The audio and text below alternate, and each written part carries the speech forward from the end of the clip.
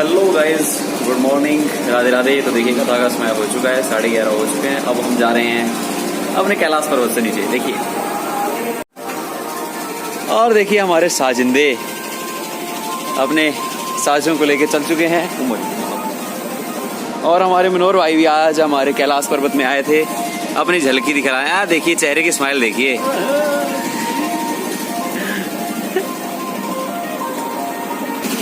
ये देखिए, आहा, झुंडूता में अच्छी खासी शॉपिंग करके आए थे, नए नए वस्त्र खरीद के आए थे। और हमारे कार्तिक जी देखिए आज वेल डेकोरेटेड हो चुका है हमारा पंडाल। देखिए पंडाल हमारा बिल्कुल एक बार फिर से सजाया गया है, क्योंकि आज भागवत कथा का सबसे विशेष दिन है। कृष्ण अवतार आज होने वाला है, तो आपको दिखाते हैं कुछ देर बाद। अभी कथा का समय हो चुका है, तो चलते हैं कथा की तरफ। और दो नन्हे कलाकार पंकज नाभय नमा पंकज नाभय पंकज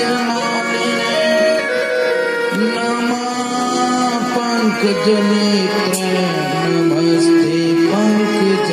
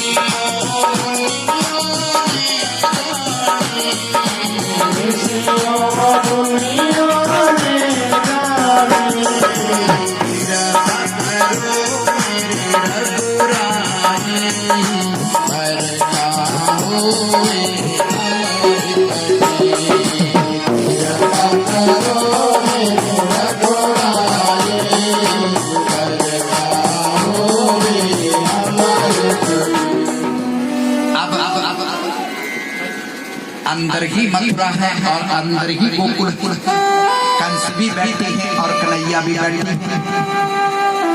गोकुल में भी आप जा चुके हैं, लेकिन वहां तो कन्हैया नहीं मिले, बोले शंकर भगवान की। लेकिन इस गोकुल के अंदर कन्हैया बैठे हैं, क्योंकि हम जिंदा तब तक रहेंगे जब तक कन्हैया अंदर है। जब कन्हैया बाहर निकलेंगे तो ये शमशान की यात्रा शुरू हो जाएगी। सौदा अंदर है और खरीदनी बाहर है। अरे ऐसी दुकान में चले जाते हैं हम, तिथि सौदा ही नहीं तीसरा दुकान जे सौदा तिथि कभी देखे नहीं जाए, बोले शंकर भगवान उसमें नहीं देखा। राजा कंस का राज्य है, पाप ही पाप फैल गया, क्योंकि कंस पाप है। पृथ्वी माता ने क्या किया, गाय का रूप धारण किया, क्योंकि जब जब पृथ्वी के ऊपर पाप बढ़ता है तो पृथ्वी माता गाय का रूप धारण करती है। और गाय किसका रूप है? पृथ्वी का। सभी देवी देवताओं को लेकर के, नदियां की निर्गधर्भ ऋषि मुनि समतीर्थों को लेकर के भगवान विष्णु के पास चली गई। पृथ्वी माता गाय के रूप में जब भगवान विष्णु के सामने खड़ी हुई, आंखों से आंसू बरस रही थी। पृथ्वी माता गाय के रूप में गौ माता रो रही है। भक्तों, आज भी दशा गौ माता की कैसी है?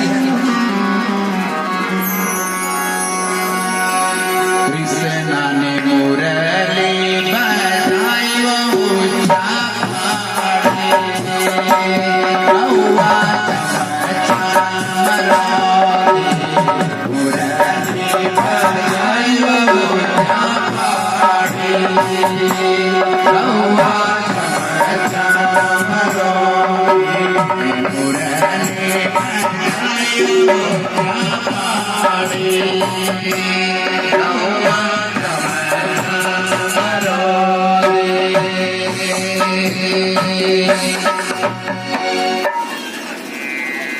गौ माता के रूप में पृथ्वी माता भगवान विष्णु के सामने खड़ी है, रो रही है।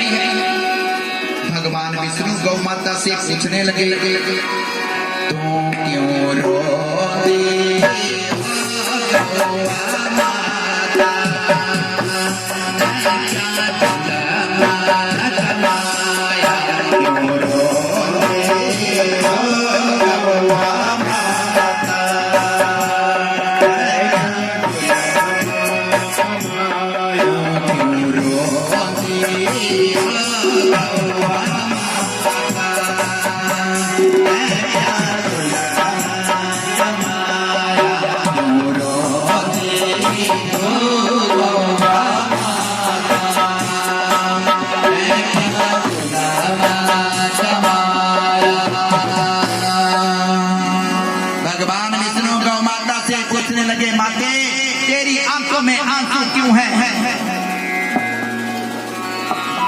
कौन सा अपराध कर दिया?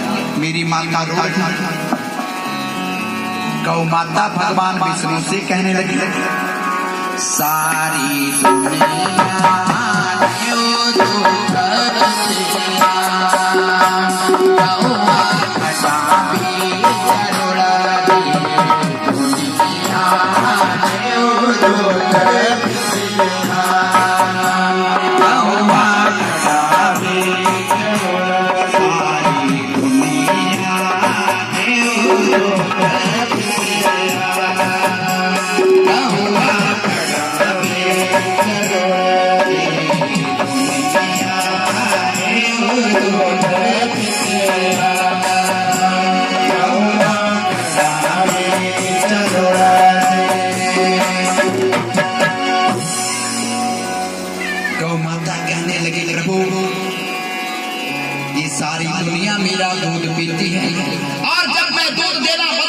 दुनिया छोड़ देती है। पाप ही पाप फैल गया है। अगर इस पाप के बोझ को आप काम करने के लिए नहीं आएंगे तो इस पाप के बोझ को मैं उठा नहीं पाऊंगी और जल के भीतर चली जाऊंगी। सारी सृष्टि का विनाश हो जाएगा। अब समय आ गया है प्रभु इस बोझ को कम करने का। जब गौ माता ने ऐसा कहा, भगवान विष्णु की आंखों में आंसू आ गए। गौ माता से कहने लगे, हे माते, अगर तुम्हारी यही इच्छा है और मैं अपनी माता की बात का भी टालता नहीं हूं, तो मैं अवतार लेने के लिए आ रहा हूं। सभी देवी देवताओं को कह दिया, नदियों को कह दिया, सब तीर्थों को कह दिया, गोकुल धाम को सुंदर बना दो। गौओं का रूप धारण कर लो, बछड़ों का रूप ले लो, गोपियों का, ग्वालों का, बैलों का, झीलों का, झांझों का। मैं माता देवी के 8वें गर्भ में आ रहा हूं और बाल लीला करने के लिए तुम्हारे पास गोकुल में पहुंच जाऊंगा। सभी देवी देवताओं ने वही किया, गोकुल धाम को सुंदर बना दिया। अपना अपना रूप लेके सब बैठ गए और छोटी बहन देवकी की शादी वासुदेव से कर रही है। भक्तों, माता देवकी कंस की सगी बहन नहीं है, चाचा की लड़की है, क्योंकि देवकी के पिता का नाम देवक है और कंस के पिता का नाम उग्रसेन है। लेकिन छोटी बहन की शादी धूमधाम से कर रही। विदाई का समय जब आया, कंस ने विचार किया अपनी बहन को छोड़ने के लिए घर तक जाऊंगा, क्योंकि जब बहन की शादी होती है तो भाई बहन के साथ ससुराल में जाती है ना। कंस भी चला, रथ का सारथी कंस बना, माता देवकी और वासुदेव को पीछे बिठाया, रथ चलने लगा। जब आधे रास्ते में पहुंचा, आकाशवाणी बोले लगी, हे राजा कंस, जिस बहन देवकी की शादी तो बड़ी धूमधाम से कर रहा है, इसी देवकी की 8वीं संतान के हाथों तेरी देवकी की 8वीं संतान तेरा काल। कंस ने तलवार निकाली, माता देवकी को बालों से पकड़ा और माता देवकी की गर्दन काटने लग गया। जब देवकी नहीं रहेगी तो 8वीं संतान कहां से आएगी? वासुदेव ने रोक दिया, राजन ठहरो, नारी अबला होती है और नारी का कभी वध नहीं करना चाहिए। और भक्तों, नारी का कभी अपमान नहीं करना चाहिए, और जिस घर में मेरी माता बहनों का अपमान होता है उस घर को मैं घर नहीं, उस घर को मैं नर्क कहता हूं। अब देखना है कि मैं कौन से रूप में हूं। बोले शंकर भगवान। वासुदेव ने कहा, राजन, देवकी तुम्हारी छोटी बहन है, इसकी हत्या करोगे, सारी दुनिया तेरे ऊपर थूकेगी।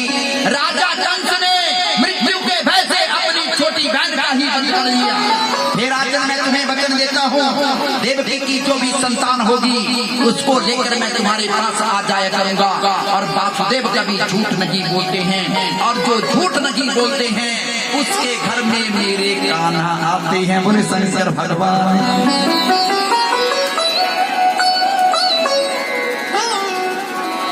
कंस ने क्या किया?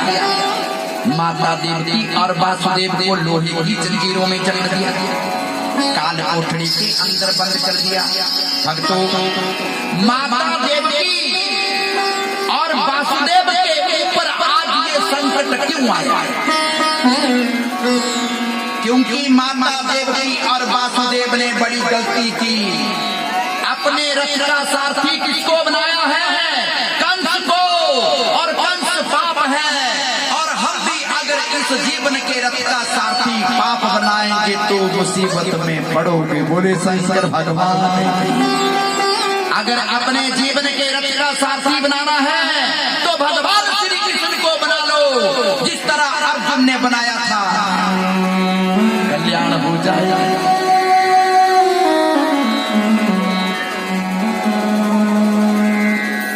अब समय बीतने लगा, देवकी की पहली संतान पैदा हो गई। वासुदेव ने अपने वचन के अनुसार उस बालक को लेकर के कंस के पास चले गए। हे राजन, की देवकी की पहली संतान है, अब बच्चे भगवान का रूप होती है। उस बालक को देख करके कंस का पत्थर दिल पिघल गया और कहने लगा, वासुदेव, मुझे मारने वाली तो देवकी की 8वीं संतान होगी, ये तो पहली है। देवऋषि नारद देख रहे हैं, अच्छा कंस धर्म का काम करने लग गया। अगर ये धर्म का काम करेगा तो जल्दी नहीं मरेगा, और कंस को जल्दी मार दो। बोले शंकर भगवान। कहां से? अंदर से। बाहर तो मारी गए भगवान पे, अंदर लाने मारे छापा भया। इस अंदर के कंस को मारने की ड्यूटी मेरी लगी है। बोले शंकर भगवान।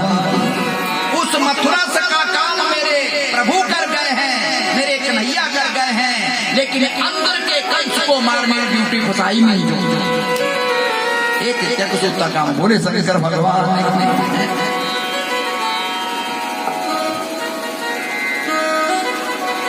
अब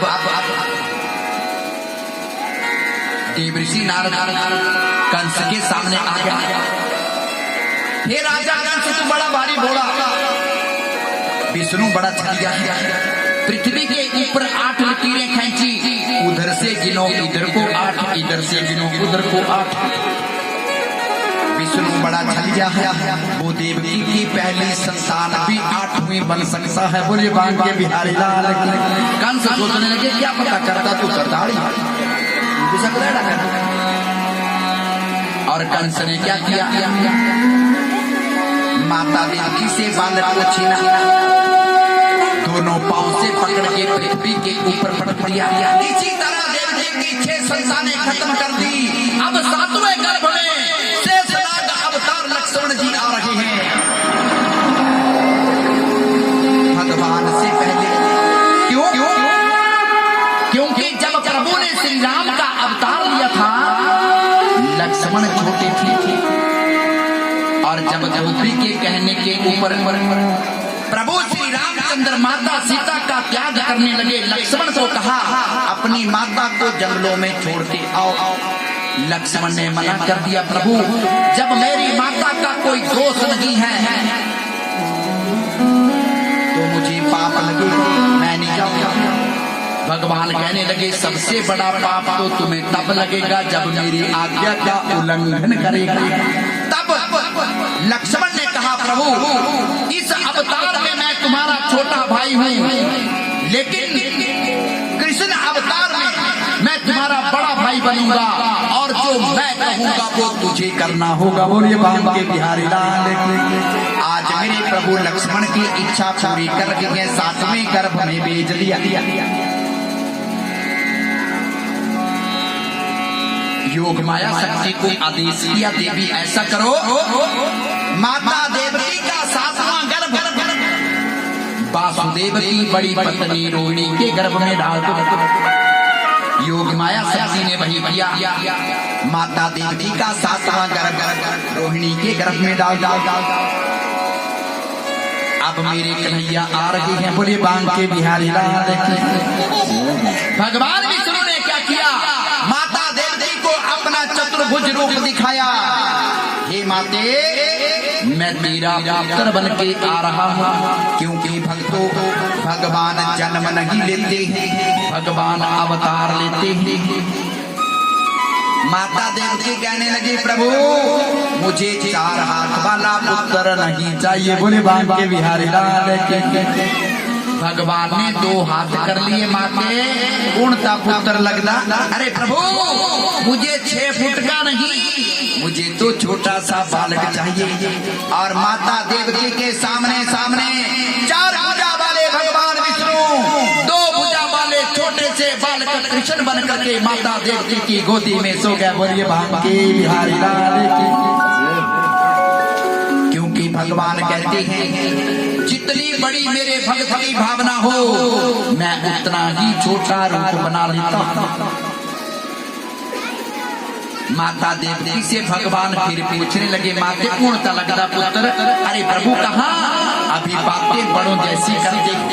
अरे प्रभु तुम्हें पता है जब बच्चा पैदा होता है ऐसे गलांदानियों से रोने लगता, और भगवान ने रोना चिल्लाना शुरू कर दिया। बोले बांग के बिहारी लाल के। आसमान से पुष्पों की वृष्टि होने लगी, शंख ध्वनियां होने लगी, नाद बजने लगे, जय जयकार होने लगी, और वहां पे मंगल गान होने लगे।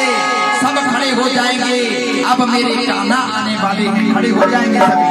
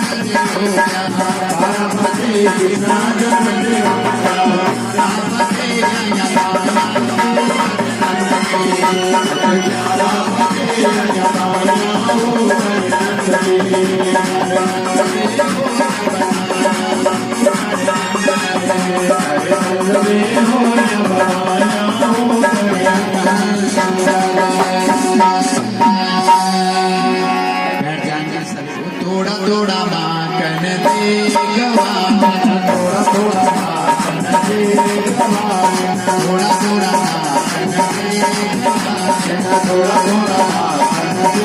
गवाना, थोड़ा थोड़ा माखन दे गवाना, थोड़ा थोड़ा माखन दे गवाना,